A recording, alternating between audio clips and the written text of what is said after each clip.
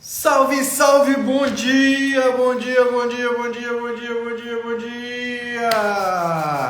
Sexta-feira, pessoal, sejam bem-vindos ao Sextou com o Contador. Sem música, porque o Instagram está nos derrubando quando a gente coloca música. Fala, Timário, seja bem-vindo ao Sextou com o Contador. Mário Brambila, gente boa demais. Sexta-feira é dia de Sextou com o Contador, dia de você se atualizar com as informações que estão acontecendo no Brasil e no mundo, que pode impactar o seu dia a dia, que pode impactar a sua empresa e que também pode te prejudicar e que você não está nem sabendo.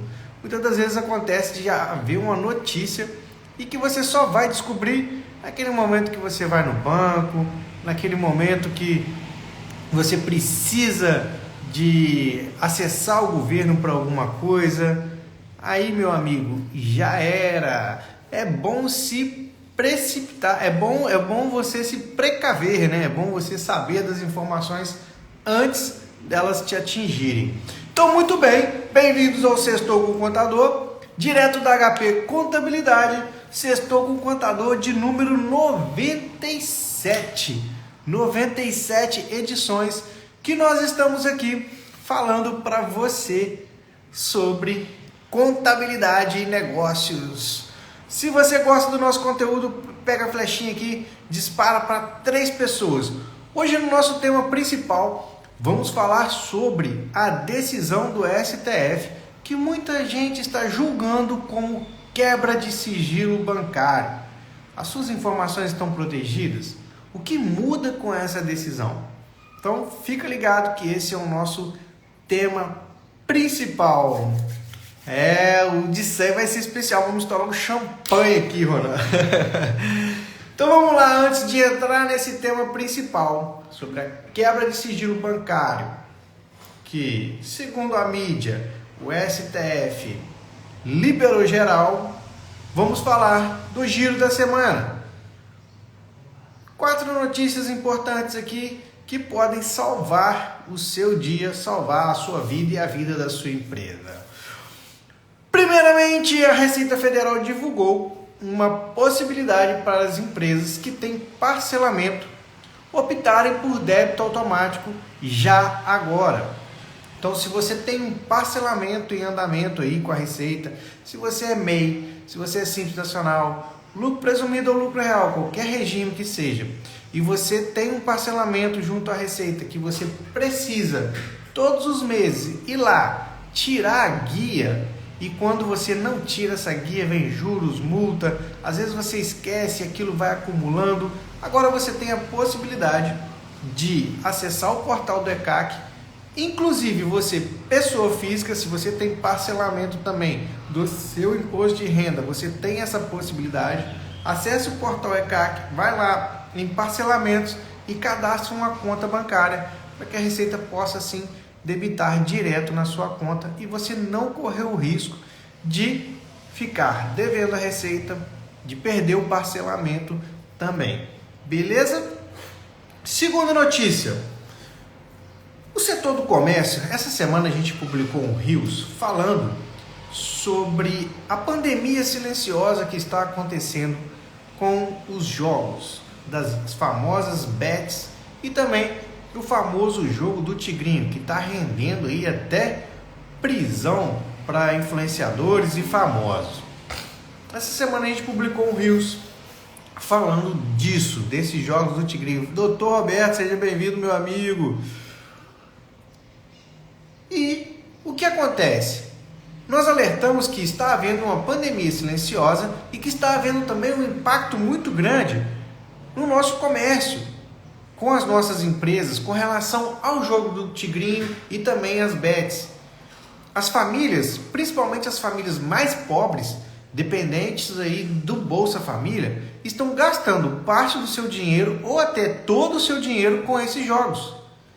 Isso está levando uma grande frustração nas famílias, isso está levando as pessoas a se viciarem, então está havendo uma grande pandemia aí, e o governo está viabilizando essa situação, está recebendo milhões e milhões dessas casas de bets. Então presta atenção, o setor do comércio pediu ao Supremo Tribunal Federal que reconheça essa lei das bets, das casas de apostas, que é uma lei, um projeto de lei de 2023, que foi votado agora, está sendo votado para valer, regulamentar em 2025. O setor do comércio pediu que o STF reconheça isso como inconstitucional, essa lei como inconstitucional. Porque isso, o que o governo está fazendo, viabilizando os jogos de apostas no Brasil, e o brasileiro médio não tem capacidade intelectual para conviver com isso, vai estar aumentando a dívida do brasileiro, aumentando a dívida familiar e ainda estimulando o comportamento compulsivo. Baseado nesse pedido, baseado nessas informações que saiu agora também essa semana, que 20% da receita dos beneficiários do Bolsa Família está indo para os jogos de aposta, veja que loucura, gente. Como quem depende do governo, através do Bolsa Família, vai gastar dinheiro com aposta? 20%? A gente está falando aí de quem ganha R$600, R$120. Quem ganha R$1.200, uma mãe solteira, por exemplo, com muitos filhos, nós estamos falando de R$240, que está indo para jogos de aposta, beneficiados do Bolsa Família. Então, olha a gravidade disso, que o governo vem viabilizando. Então, o Brasil não tem essa cultura de jogos. E o governo simplesmente olhando para esses bilhões que estão indo para os jogos de aposta, regulamentou uma lei,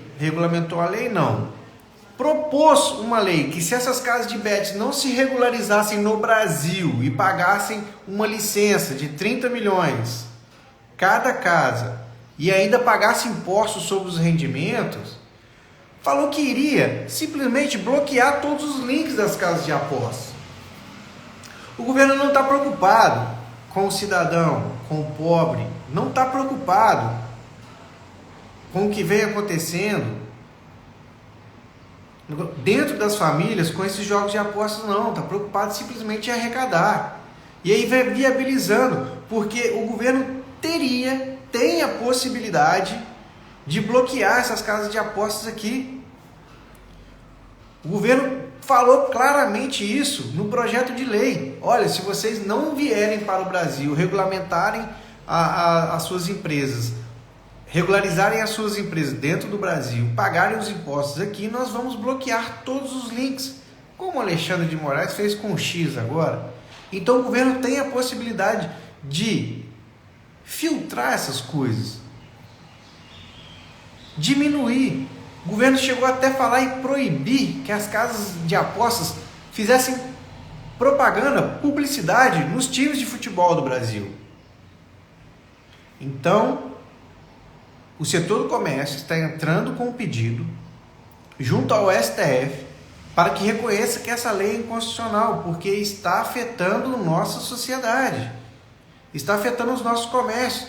O mês de agosto passado foi um dos piores meses para o comércio. E em seguida sai a informação que as casas de apostas bateram recordes de apostas e ainda que brasileiros dependentes do Bolsa Família estão apostando nessas casas de apostas. Então o assunto é sério, precisa ser com muito cuidado, estudado, precisa ser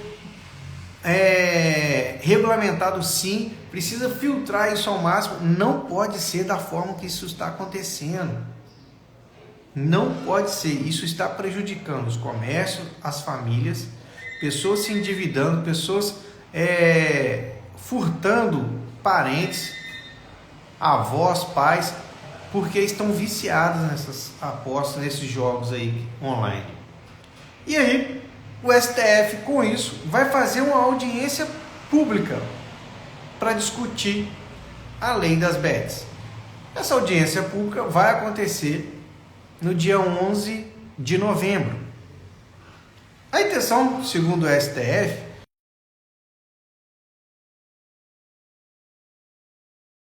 mexer na proposta de lei, não é nada disso, segundo o STF, mas simplesmente entender os impactos que está acontecendo. Talvez os supremos, né, os superiores, os seres superiores do STF, os ministros, não devem conhecer a realidade do Brasil e saber o que acontece aqui embaixo. Então talvez essa audiência pública seja para isso, para entender o que está acontecendo no Brasil realmente aí com essas casas de apostas. Dia 11 de novembro vai ter essa audiência pública. Eu, particularmente, acho que isso não vai dar em nada. Sabe por quê? Porque é muita grana rolando. É muito dinheiro entrando nos cofres públicos. Cada taxa de licença dessas casas de apostas, e 104 casas se inscreveram para se regularizarem aqui no Brasil, pagaram 30 milhões. Cada casa de aposta pagou ao governo uma licença de 30 milhões de reais. Você acha mesmo que isso vai dar em alguma coisa? Que o setor do comércio falando aí, pedindo uma inconstitucionalidade dessa lei das bets, acha que vai dar alguma coisa? Com esse rombo fiscal que o governo tá tendo aqui hoje, de bilhões, não vai, amigo, não vai. O governo está com sede de arrecadar e não está preocupado com quem está se viciando aí nessas bets, nesse jogo do tigrinho aí e etc. Então, vamos ver o que vai acontecer até o final do ano. Porque em janeiro, essas casas de apostas já precisam estar totalmente regularizadas, regulamentadas aqui no Brasil. E isso vai causar um prejuízo muito grande na nossa sociedade. Preste atenção. E uma última notícia aqui, antes de entrar no nosso tema principal, que é a quebra de sigilo bancário aí, divulgada pela mídia. Segundo a mídia, o STF quebrou o sigilo bancário no Brasil. A última notícia é: o empregado foi dispensado por se recusar a prestar horas extras. Olha que interessante essa notícia, talvez isso sirva para você. O empregado entrou na justiça porque ele foi demitido porque não quis prestar horas extras ao seu empregador. Detalhe, só para ficar bem claro, a questão da hora extra, ela é uma opção da empresa e ela acontece em necessidade da empresa. Então, teoricamente, o empregado ele seria obrigado a fazer hora extra, exceto se tiver alguma coisa que o impeça, tá? Nesse caso aqui, o empregador solicitou que o empregado fizesse hora extra. O empregado alegou que não podia fazer horas extras naquele dia porque ele estava com a mão machucada. Ao final do dia, a empresa demitiu esse empregado e colocou que é porque ele não queria fazer horas extras e, segundo o processo, efetuou xingamentos e rebaixou o funcionário ali com insultos e etc. E, para agravar a situação, não deixou o empregado voltar para casa no transporte no ônibus da empresa, fazendo o empregado caminhar por 17 quilômetros. Então preste atenção, a empresa solicitou ao empregado fazer horas extras, ele falou que não poderia fazer porque estava com a mão machucada, a empresa demitiu, xingou, esculachou o cara e ainda não deixou ele ir embora com o transporte da empresa, fazendo ele caminhar ali por 17 quilômetros. O empregado entrou na justiça e pediu a indenização por todos esses problemas aí, por tudo isso que a empresa causou a ele. Não pelo fato dele não fazer hora extra, mas pelo fato dos xingamentos, pelo fato de fazer o cara ir embora a pé. E aí a empresa foi condenada a indenizar ele em R$10.000 por conta disso. A empresa recorreu, alegando que não fez nada disso, não xingou o cara, não fez nada e disponibilizou o transporte. Só que através de testemunhas, as testemunhas falaram que realmente houve xingamentos, houve insultos ao funcionário e que realmente a empresa não ofereceu o transporte para o cara. Mesmo assim, e aí a justiça condenou a empresa a pagar a indenização ao funcionário. Em primeira instância foi condenada a R$10.000, em segunda instância conseguiu uma redução aí para R$6.000. Mas o que eu quero chamar a atenção para você? Se você quer demitir um funcionário, a demissão ela é uma prerrogativa do empregador, do patrão. Ele admite e demite a hora que ele quiser. Beleza. Mas se você já não quer contar com esse funcionário, se você quer demiti-lo porque o cara fez isso ou fez aquilo, ou um funcionário que desrespeita o colega, ou um funcionário que, não quer fazer hora extra, cara, se você já não vai contar com ele na sua equipe, simplesmente demita ele, sem dar argumentos, sem ficar falando os motivos por que você está demitindo. É prerrogativa sua. Olha, meu amigo, nós decidimos aqui por encerrar o seu contrato, não é interessante mais a gente continuar trabalhando, por gentileza assina aqui para mim e daqui 10 dias vem para assinar sua rescisão. Acabou. Você, na hora da demissão, você não precisa ficar dando explicações por que você está mandando o funcionário embora, não. Henrique, ele merece explicação. Não. Porque você, ao dar explicações, o funcionário pode pegar isso como arma para te colocar na justiça. Então, muito cuidado. A admissão e a demissão são prerrogativas do empregador, do patrão. Ele admite e demite a hora que ele quiser. Então, se o funcionário não está colaborando com a equipe, não está colaborando com a empresa, você não quer manter ele no seu quadro funcionário, simplesmente chama ele e demite. Não precisa ficar esculachando, xingando, rebaixando, porque ele não fez isso, porque ele fez aquilo, não. Olha, meu amigo, foi muito bom trabalhar com você, mas não é mais interessante para a empresa a gente continuar a nossa parceria. Desejo sorte, saúde e sucesso, vai embora. Pronto, acabou, não precisa ficar falando os motivos, dando explicações, por que você está demitindo não, entendeu? E ofereça, na hora do desligamento do funcionário, o máximo de informações que o funcionário precisa, ofereça para ele as condições para que ele possa ir embora, para que você não tenha problema na justiça, beleza? Então vamos lá. Finalizando aqui o nosso giro da semana, vamos falar sobre essa quebra de sigilo bancário pelo STF. Saiu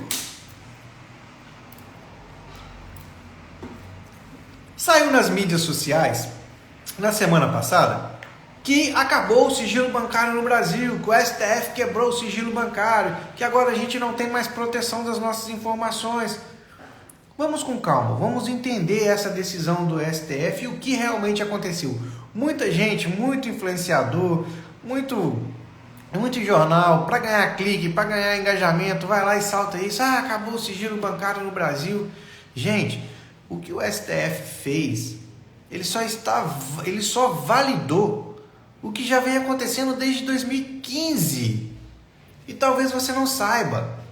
Lá em 2015, a Receita Federal emitiu uma instrução normativa, a 1571, lá em julho de 2015, falando o quê? Que os bancos e as instituições financeiras, seja ela qual for, administradora de consórcio, corretoras de valores, deveriam informar para a Receita Federal toda a movimentação financeira de pessoa física que ultrapassasse o montante de R$2.000 e toda a movimentação de pessoa jurídica que ultrapassasse a movimentação de R$6.000. Lá atrás já se falava nisso, sobre quebra de sigilo bancário, só que isso morreu pelo caminho e os bancos, através de uma declaração chamada e-financeira, começaram a informar isso para a Receita. Então você que tem a sua conta bancária no seu CPF, se você estava movimentando até então, porque sai uma nova instrução normativa agora em setembro, R$ 2.000 por mês via Pix, a Receita Federal já estava sabendo. Se na sua empresa você movimentava aí mais de R$ 6.000 via depósito e etc., a Receita Federal já estava sabendo.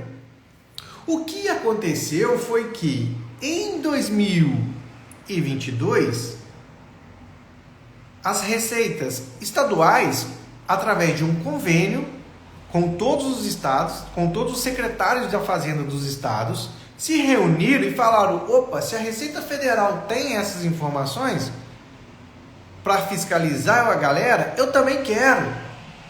Foi isso que a Receita Estadual fez através de um convênio lá em 2022.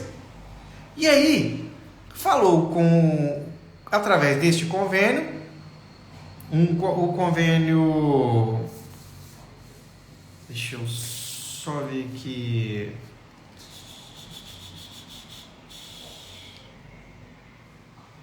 convênio 148, os estados se reuniram, fizeram esse convênio e falaram: olha, agora todas as instituições financeiras são obrigadas a fornecer para nós a movimentação das empresas via Pix e também via cartão de crédito. Olhando para esse lado, olhando isso, o Conselho Nacional do Comércio ingressou com uma ação direta de inconstitucionalidade, falando para o STF revogar as cláusulas desse convênio, falando que era quebra de sigilo bancário isso, que os estados não poderiam ter a movimentação das empresas, porque isso seria uma quebra de sigilo bancário. O STF olhou, analisou e falou o seguinte: olha, isso não é quebra de sigilo bancário, porque são informações para auxiliar o fisco na sonegação de impostos. Mas isso vem acontecendo já desde 2022. Com esse convênio, os estados decidiram que os bancos e instituições financeiras oferecessem essas informações para eles para fiscalizar as empresas, inclusive desde o início do Pix. Inclusive, isso vem acontecendo. Então, você que tem a sua empresa, recebe no cartão, recebe via Pix, você está sujeito à fiscalização da Receita Estadual por conta disso. O Conselho Nacional do Comércio lá, que entrou com essa ação direta de inconstitucionalidade, não obteve êxito, ou seja, segue o baile. O STF falou o seguinte: olha, segue o baile, não é quebra de sigilo bancário não. Então, a Receita Estadual pode fiscalizar sim as empresas com isso. E a Receita Federal, depois dessa decisão do STF, lembrou dessa instrução normativa de 2015, que obrigava os bancos a fornecer informações das pessoas físicas acima de R$ 2.000 e das pessoas jurídicas acima de R$ 6.000, e emitiu agora, em setembro, uma nova instrução normativa, revogando a de 2015, para atualizar esses valores. Notícia fresca. Você, como pessoa física, se você movimentar hoje, a partir de agora, mais de R$ 5.000 na sua conta de pessoa física, os bancos e as instituições financeiras podem fornecer, devem fornecer as informações para a Receita Federal. Então, a movimentação para a pessoa física, que antes era até R$ 2.000, com essa instrução normativa de setembro de 2024, passa a ser R$ 5.000. Então, até R$ 5.000, Pix, depósito, cheque, saques, você pode efetuar na sua conta bancária, que não vai ser informado para a Receita Federal, como pessoa física. E para pessoa jurídica, R$ 15.000. Antes era R$ 6.000, passou para R$ 15.000 a partir de agora. Então, toda a movimentação de pessoa física acima de R$ 5.000, bancos, instituições financeiras, corretoras de valores, administradoras de consórcio, estão obrigados a informar para a Receita Federal. Para a pessoa jurídica, movimentação financeira, Pix, depósito, cheque, saque, acima de R$ 15.000 para a pessoa jurídica, a Receita Federal receberá dos bancos toda a informação global da sua conta. Não somente aquilo não, tá, pessoal? Ah, eu fiz até R$4.000 de Pix. Ah, eu fiz aqui mais R$4.000 de depósito. E se isso chegar a 5.000, vai toda a informação, inclusive os saldos, para a Receita Federal. E para a pessoa jurídica, a partir de 15.000. Movimentou mais de 15.000, Receita Federal vai ficar sabendo através dessa instrução normativa 2.219, de 17 de setembro de 2024. Pegaram a visão? Então não há o que se falar em quebra de sigilo bancário. É uma situação que vem desde 2015, através da Receita Federal. Em 2022, através do convênio entre os estados para a fiscalização das empresas. E agora, em setembro de 2024, aumentando aí o valor de movimentação bancária para pessoa física e para pessoa jurídica. Então, ou seja, estamos nas mãos do governo. Toda a sua movimentação bancária, esquece. O governo já sabe, vai saber se você ultrapassar esses limites. Então, o STF simplesmente alegou o seguinte: olha, não há nada de inconstitucionalidade nisso, para que não haja sonegação, né, fiscal. As receitas estaduais e a Receita Federal poderá sim receber as informações bancárias dos contribuintes de pessoa física e de pessoa jurídica. É isso que a galera fez uma live falando que acabou o sigilo bancário no Brasil.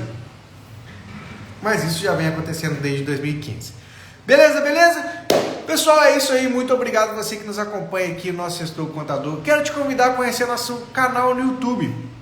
Acesse lá o canal no YouTube HP Contabilidade. Temos mais de 400 vídeos falando sobre os negócios, orientação financeira, tudo que vai te ajudar aí dentro do seu negócio. Se você gosta aqui do nosso canal da HP Contabilidade, do nosso Instagram, não deixe de comentar e de compartilhar nas nossas publicações. Para nós é muito importante. E se você gostou também, compartilhe esse vídeo aí com um amigo. Beleza? Muito obrigado por você que está conosco aqui na nossa live no Sextou Contador de edição número 97. Fiquem com Deus. Uma excelente sexta-feira para você. Um bom final de semana. Beijo no coração. Sextou, galera. Até mais.